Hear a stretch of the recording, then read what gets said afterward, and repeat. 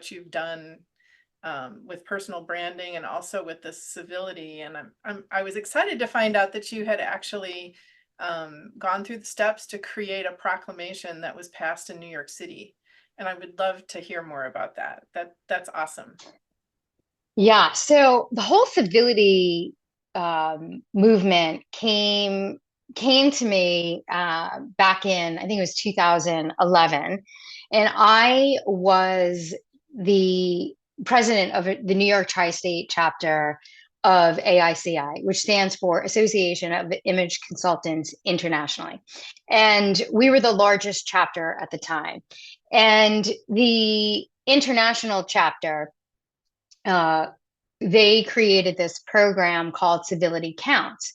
And it was an initiative that they wanted to roll out globally that that had each chapter have a city adopt a proclamation for the month of May as Civility Awareness Month. And so I championed that project because I loved it. I thought the premise was so amazing because you don't really take a step back to think about what civility really means, but it's really just being a compassionate, kind, polite person, right? And again, not sacrificing who you are, but it's just something that you can integrate into your daily life and have positive outcomes with. So I champion this, and the board that I had, we were all on it. We were like, this is fantastic. And so and international AICI gave us this whole packet that we could use to approach the mayor's office and implement this and roll this out in New York City. And right around this time, I was asked to speak at an event and then also stay and participate in their event the rest of the day. And it was here in New York City. I was like, yeah, great. So I presented and I ended up sitting next to this woman and we started a conversation and we were paired for a number of these exercises. And we started talking when we had a late afternoon coffee break. So I had now gotten to know her throughout the day. And we started talking about, what we do. And I was talking about the Civility Counts project and that I thought that this was an amazing concept. And she's like, oh my gosh, this is great. And I mentioned the mayor's office.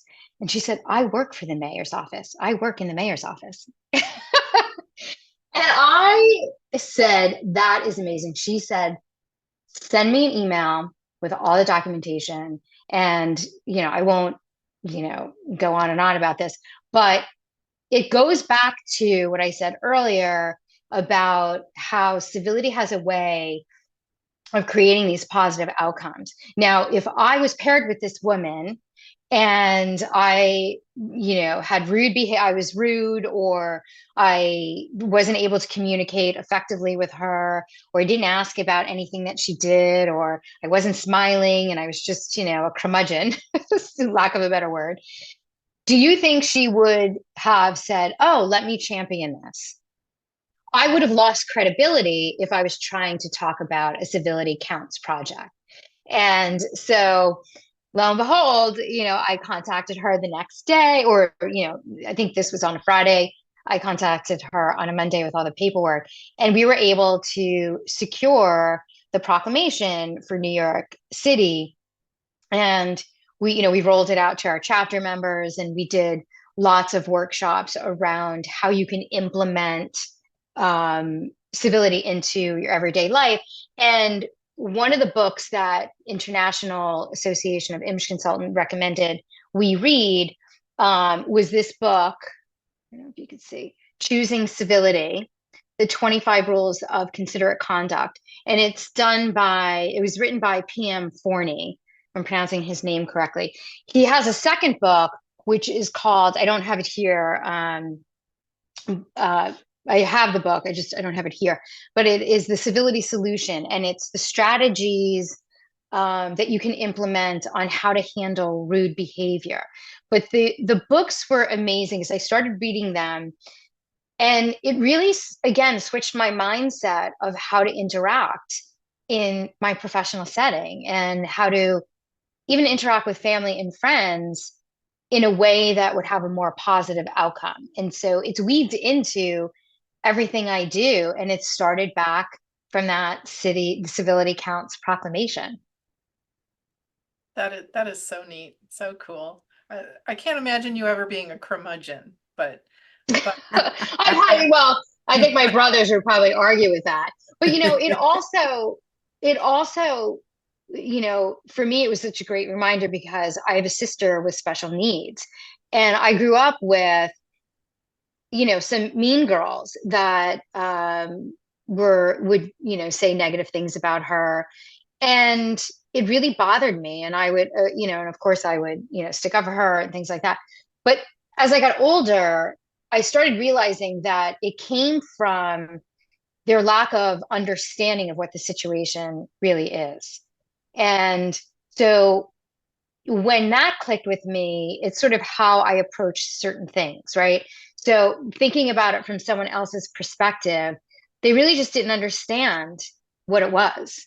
Or, she has cerebral palsy. What is cerebral palsy? And so I think if you say, listen, this is what it is, and this is how we deal with it, understanding that, you then learn how to change perspectives, or at least understand where someone else is coming from. So if you don't react, you can only control your own behavior, right? You can't control someone else's behavior. So if you apply some of these strategies, you'll find that the outcomes are more positive and they're not negative. Making a quick mental shift on a daily basis. It's not about being perfect. It's not about, being nice all the time, but it's about effectively communicating a way that is respectful and mindful and compassionate so that you can at least have a better or more positive outcome. And that's all you can hope for.